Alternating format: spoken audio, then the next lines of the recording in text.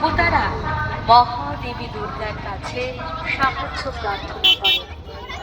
দুর্গা দেবী ক্রোধে ভয় নিজের কপাল থেকে এক ভয়ঙ্কর রূপ সৃষ্টি করেন। বাবা কোথায় যাবো, জঙ্গলেই পড়ে যাবো।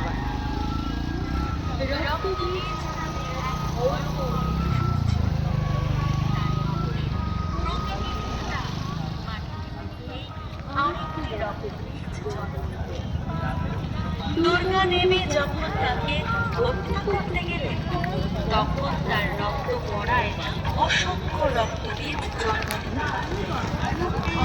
তখন দেবী কালী রক্তকে মারবার জন্য তিনি রক্তবীজের শরীর বিদীর্ণ করে তার রক্ত। রাধাকৃষ্ণ পাঁশকুড়ার চক স্টলে হাতের কাছে এমন সুযোগ আপনি সবসময় পাবেন না।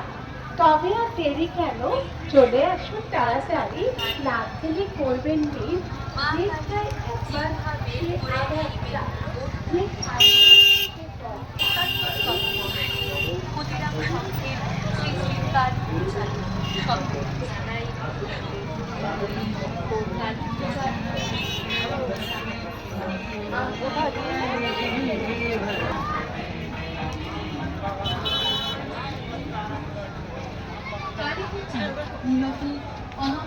আয় এখান থেকে ঢোকবো না। এই দিনে ভক্তরা আয় আয়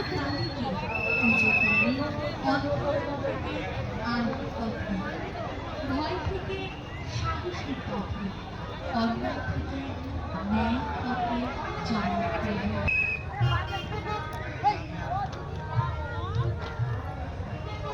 কালকে এসেছিলাম না।